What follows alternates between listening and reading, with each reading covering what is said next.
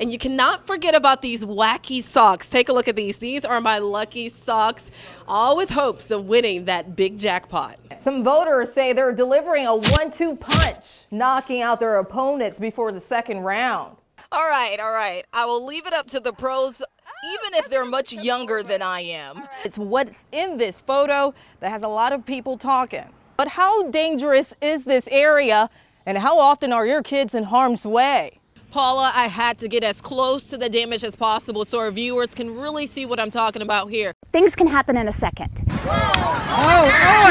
Oi, is he okay? It can be potentially dangerous. We are not going to say it's not dangerous. It is. And you need to move away. Oi, is he okay? Cell phone footage captures this. An 800-pound wild horse along Assateague National Seashore pushed to his breaking point. A lifeguard seen here is knocked to the ground at impact, suffering painful kicks to his upper body. Separate yet similar incident, an agitated pony kicks this woman in her legs. This after cell phone video shows her pushing the horse away. You have to start to read the signs. That horse had his ears pinned back. It was very jumpy, moving around. Don't mistake that for a tame horse that you can find on a farm out in the county. This is a horse that, takes care of himself. In both cases, folks got dangerously close, just like this family. A toddler is seen feeding the wild horse as if she's at a petting zoo. Park rangers quickly moved in and alerted the father. It wasn't a good idea. She also said if their butt turns towards you, that's time for getting a kicking. Or if their ears start to go back, that's time for a kicking. Park rangers say a number of attacks go unreported each year. Probably happens more than we realize, unfortunately. Denise Sawyer, WRDE, Delmarva's own NBC station. Oi, is he okay? Neighbors tell me they believe this so-called prostitution ring happened over a 3-month span at all hours of the day right underneath their noses. It bothered us. It bothered everyone here. Beyond this door, neighbors say was a disgusting business in disguise. Oh, I thought it was prostitution. We'd watch. We would just sit and watch them go up and buzz a buzzer and...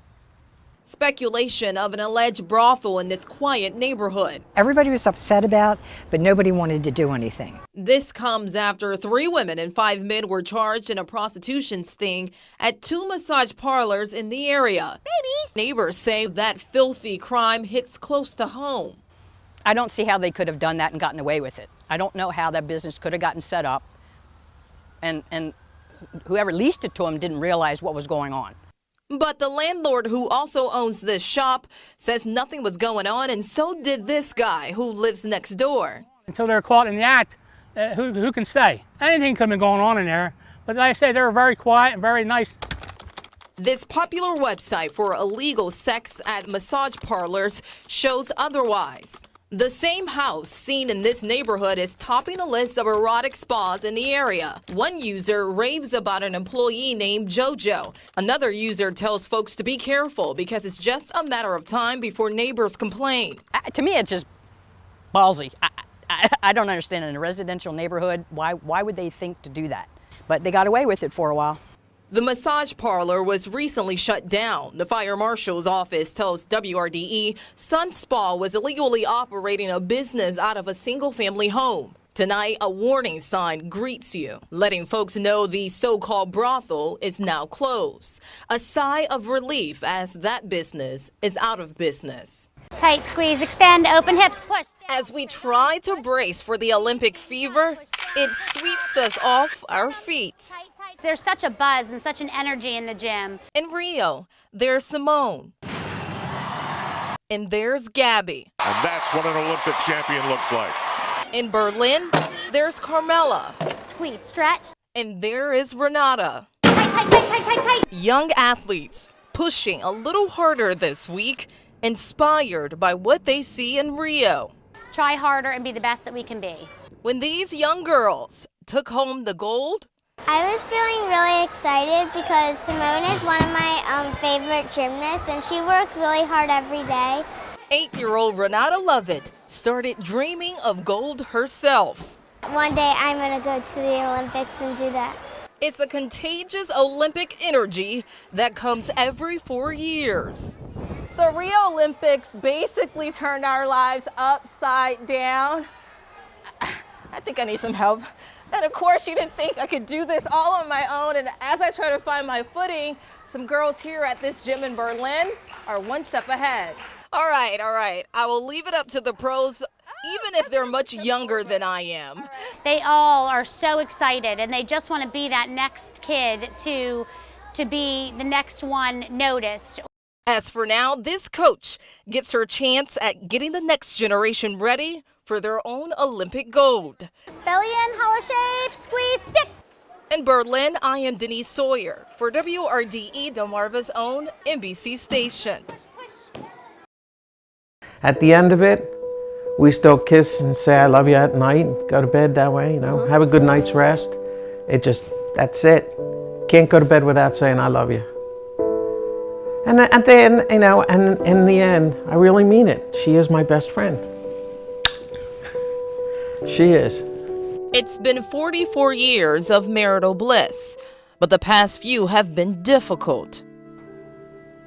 Karen had a little tiny cut on her toe, and it turned into an infection, and literally overnight it turned into MRSA, and it went from her toe all the way up to her knee. Karen's life drastically changed in 2010. I remember waking up and seeing my right leg, and I had that purplish stuff all the way up to my knee. Rushed to Atlantic General Hospital, doctors worked to figure out the source of the problem. 7 days later, they've run out of ways to treat her, and she was quickly transferred to the University of Maryland Medical Center in Baltimore. It was just so severe. The septic shock and sepsis was so severe that literally all the organs were shutting down. There were at least 3 times the doctors had told me that she wouldn't even survive the night. She survived, but her kidneys are slowly shutting down. Diagnosed with stage 5 chronic kidney disease, Karen would soon need dialysis or an organ donor. No one in the family can be a donor because of various medical problems. Cancer and diabetes are reasons why relatives have been ruled out as potential donors. Now the glaring concern of Karen's future has made way for some pretty unconventional ways to find a kidney. Trying to get the message out because this is really a matter of life and death. And as this message of hope travels the back roads of Delmarva, we've been through thick and thin. This couple confronts their adversities one kiss at a time. In Ocean Pines, Denise Sawyer, WRDE Delmarva's own NBC station.